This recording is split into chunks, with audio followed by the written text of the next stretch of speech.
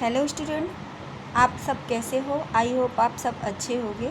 Student, आज हम लोग वाक्य विचार पढ़ते हैं।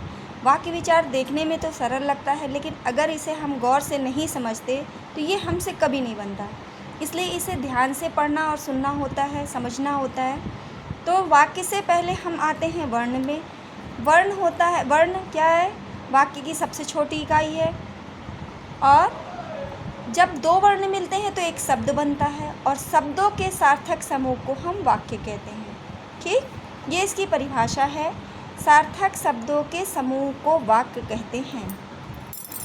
अब आता है वाक्य के गुण। तो बच्चों, आचार्य विश्वनाथ जो थे, उन्होंने वाक्य के 3 गुण बताए। पहला है योग्यता, दूसरा है आवश्यकता, और तीसरा है सामीप्य।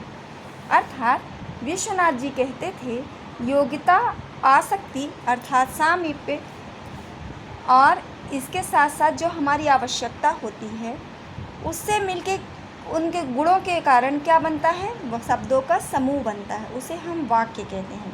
ये परिभाषा किसकी थी? विश्वनाथ की थी। वाक्य के गुण उन्होंने 3 बताए। अब आ जाता है वाक्य के अंग। तो जैसे ये वाक्य के गुण में क्या होता है? योग्यता, आवश्यकता और सामीप्य अर्थात आकांक्षा। ये चीज़ें जो होती है ये वाक्य के गुणों में होती है, अर्थात शब्दों का जो सार्थक समूह बनता है, ये तीनों चीज़ें उसमें होती हैं। अब आता है वाक्य के अंग।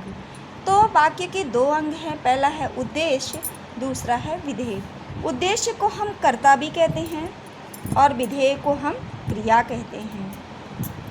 उदाहरण दिया है यहाँ पे, जैसे आकांक्षा दौड़ रही है, तो ये जो आकांक्षा है ये हमारा उद्देश्य हो गया, अर्थात कर्ता, और ये जो दौड़ रही है ये हमारा विधेय हो गया, अर्थात क्रिया।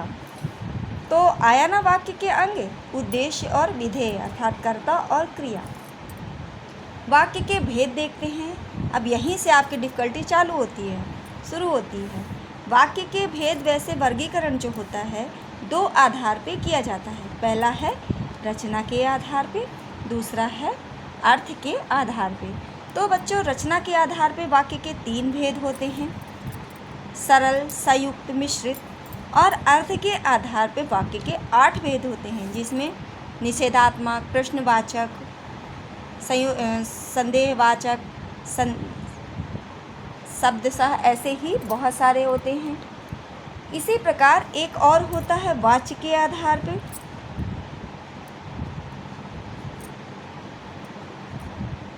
हालांकि आपके पेपर में अधिकतर 2 आधार पे ही पूछा जाता है, पर कभी कभी वाक्य को बदलने के लिए आता है, तो उसमें 3 होते हैं, कर्तवाच्य, कर्मवाच्य और भाववाच्य। तो ये थे वाक्य विचार। नेक्स्ट वीडियो में हम रचना के आधार पे वाक्यों के भेद या वर्गीकरण देखेंगे। पहला सरल, दूसरा मिश्रित, तीसरा संयुक्त। वीडियो अच्छा लगे लाइक करें, सब्सक्राइब करें। Thank you.